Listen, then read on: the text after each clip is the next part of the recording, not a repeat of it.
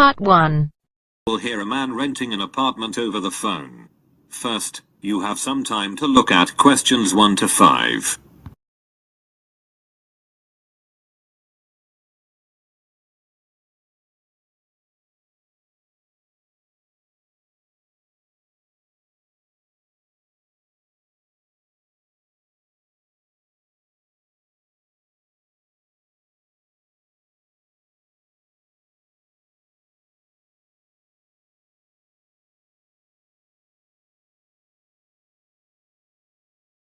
Listen carefully and answer questions 1 to 5. Hello, how can I help you? Hello, I want to rent an apartment. I saw your advertisement about 2-bedroom apartment on Bridge Street. Bridge Street 32, that's it? Exactly. But I have a couple of questions. Yes, I'm listening. Does rent include all the utilities, such as gas, electricity, phone, etc.? Yes, sure. You are only responsible to pay the rent. The lease includes cost for such utilities as gas, heat, water, electricity and phone. Great. And what about the internet? Unfortunately, the internet is not connected. But you shouldn't worry about that. If you wish, you can contact the local providers to set up the connection. Okay. And what kind of public transport is near the apartment? It is very close to public transport. Both underground and bus station are about 2 blocks away. Very good. I think I'll rent this apartment. Very nice. Could you tell me your full name, please? Yes. It's John Hooper. Hooper is spelled with double O. H-double-O.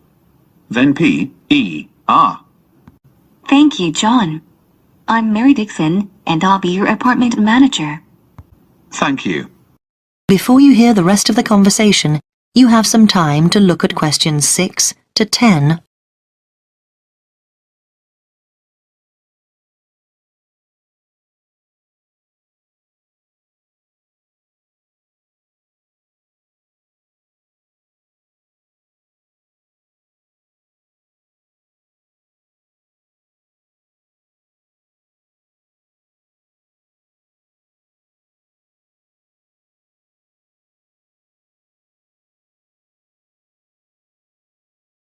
Now listen and answer questions 6 to 10. Now, we need to meet to sign a lease agreement. Okay. What documents should I bring? First of all, we require proof of your identity. Then, I can bring my driving license. I'm sorry, but driving licenses are not accepted. Could you bring your passport? Yes, sure. And do you require a tax bill? No, we are not requiring any bills. But you need to present your current employment contract. No problem, I have it. Anything else? Yes, we also need a reference from a friend or colleague, confirming your character. Okay. And what about a reference from an employer? We used to ask tenants for this reference a few years ago. But now we don't need it anymore. As well as your recent payslips, they are not required. Very good. I think I have all the documents. Is it possible to meet you today? Yes. Is 5:30 p.m. convenient for you? Unfortunately, I'm busy until 6 p.m. Then we can meet at 6:30 p.m. Yes, 6:30 is very good for me. I'll be at your office by that time. I think it's better to meet directly at your future apartment, because we'll anyway make a visit. Oh, you're right. See you soon. Thank you. See you soon. That is the end of Part 1. You now have half a minute to check your answers.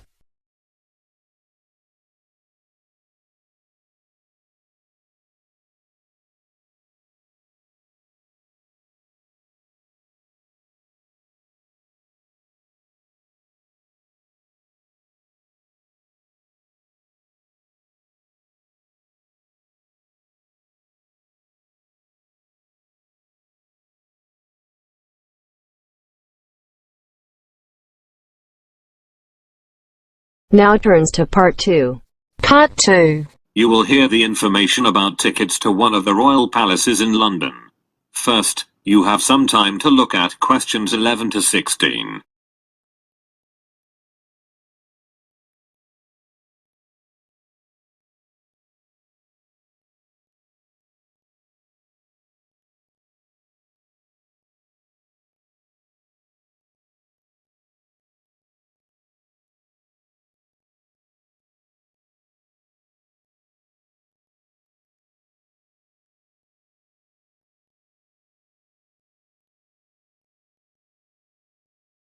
As you listen to the first part of the talk, answer questions 11 to 16. Thank you for deciding to visit historic royal palaces of the United Kingdom. Every year dozens of tourists choose to visit the Tower of London, and we have a variety of tickets to suit your own interests. If you wish to make a single visit, you can buy a single-day ticket. This ticket enables you to visit only the Tower of London. The adult ticket's cost is £24.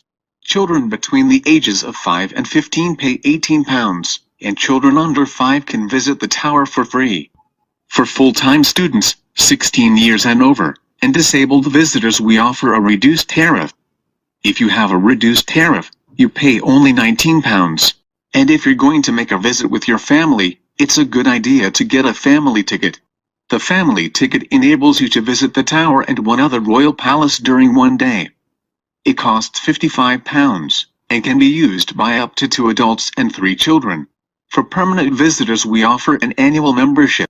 The annual membership provides you unlimited entry to any 5 royal palaces, and costs £107 for both adults and children over 5 years. Before you hear the rest of the conversation, you have some time to look at questions 17 to 20.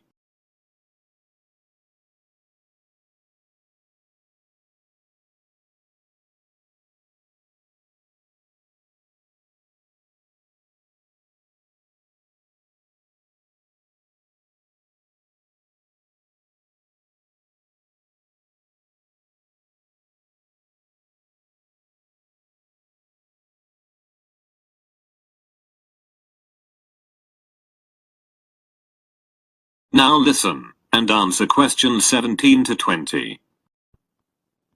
If you can't wait to visit these famous historical places, and have already chosen your ticket type, then it's time to order tickets. The first and the easiest way is to buy your tickets online. To do this, you should visit our site and select a date, then make a payment. Make sure that after the payment is completed, you receive a confirmation email of your booking. The second way is to book your tickets by telephone. However, you have to pay an additional fee when ordering tickets over the phone. Plus, telephone bookings are not available during the weekends and holidays. So this option is not very convenient. And if you don't want to plan your visit in advance, there is a third option for you. You can simply purchase the tickets in person on the day of your visit. There are plenty of ticket kiosks near the Tower of London and other royal palaces. I hope that you'll enjoy your visit. The end of part 2. You now have half a minute to check your answers.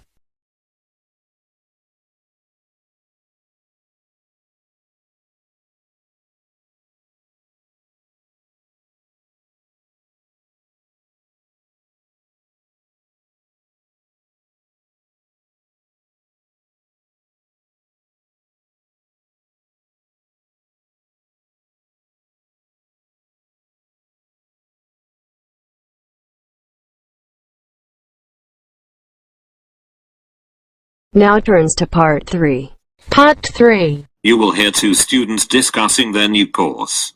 First, you have some time to look at questions 21 to 23.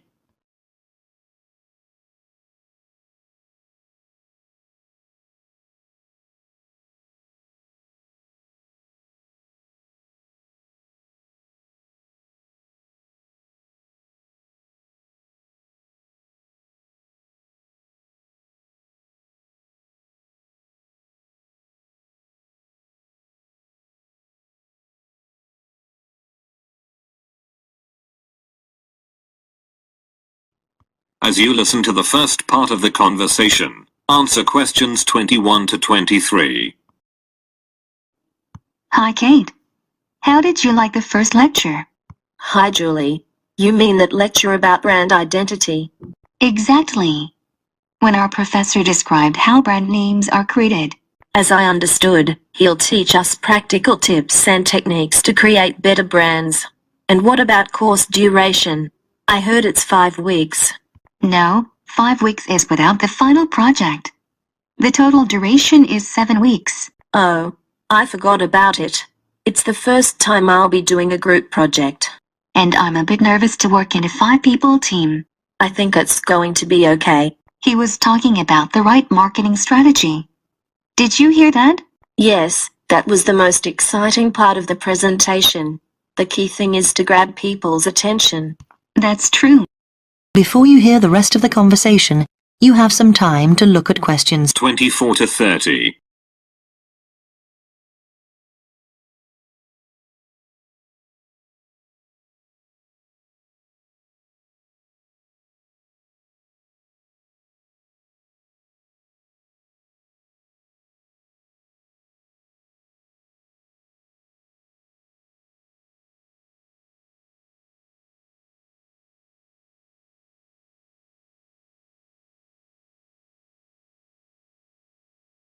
Now listen, and answer questions 24 to 30. And how do you like the curriculum? I think it's nice. It's great that we'll be learning marketing in detail, as I've always been interested in this subject. Me too. And after that, we'll be training to design custom logos. The professor told that the curriculum has been modified, and we won't learn design this year. What a pity. The same with product management. But you shouldn't worry, they just combined these two sections into a larger one called branding. Then it's good. Moreover, they've added something called e-commerce this year. It's a great alteration, and the course is kept up to date. Online trading is so popular now. And after that, we'll learn advertising. Yes, and also analytics. Really? Won't analytics be replaced with customer attraction? Yes, you're right. I forgot about that. I think that's all. The professor also teaches a course called Business Strategies. So, we may take his other course next year. Dear, and where is the next lecture? It's in the big classroom on the ground floor. Thanks. You're welcome. Don't forget to take your last week assignment. Okay. Goodbye. Bye. That is the end of part 3. You now have half a minute to check your answers.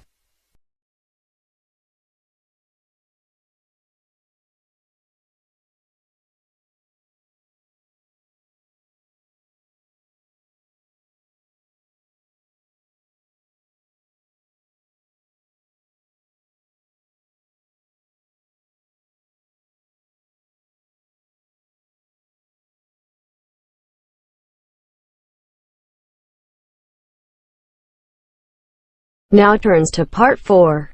Part 4. You will hear a lecture about the Great Wall of China. First, you have some time to look at questions 31 to 40.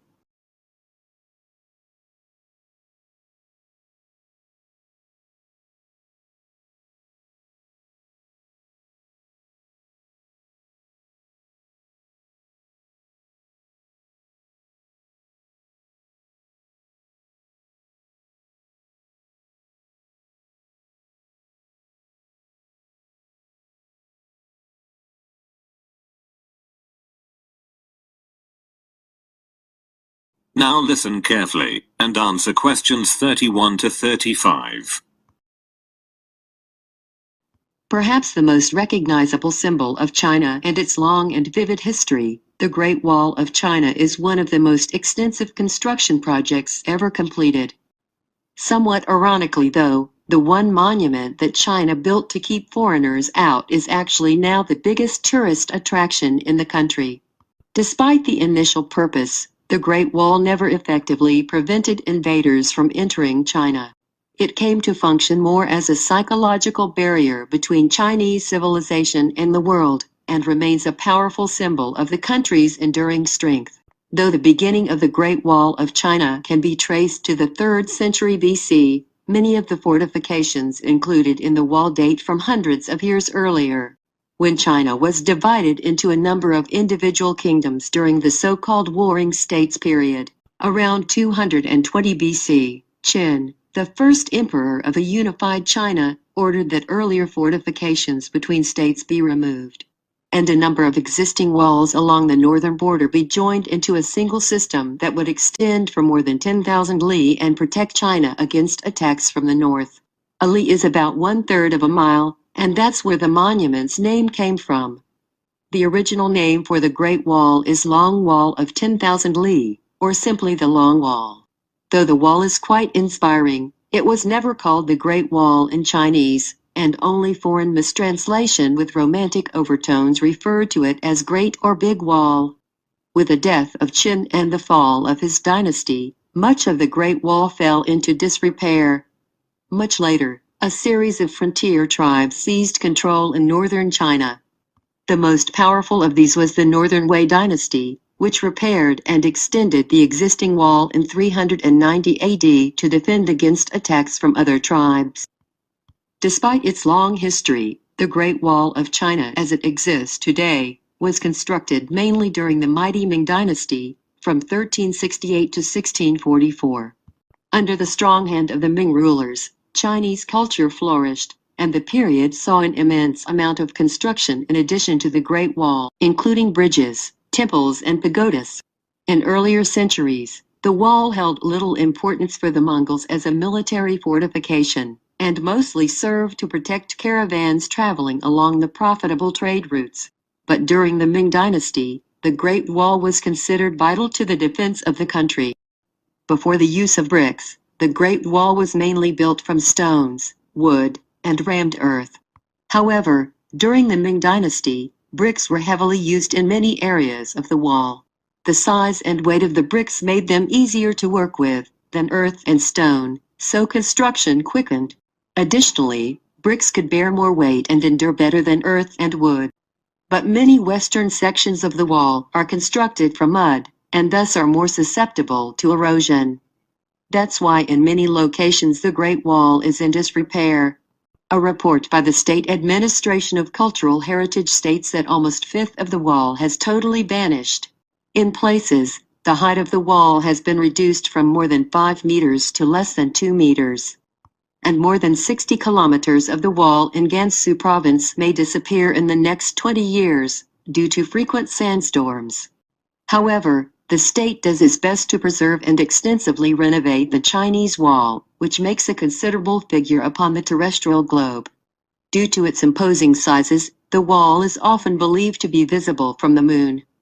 But it's only a rumor. The width of the Great Wall, viewed from the moon, is about the same as that of a human hair, viewed from 2 miles away. In other words, to see the wall from the moon would require superhuman eyesight. Today, the monument attracts thousands of national and foreign tourists every day.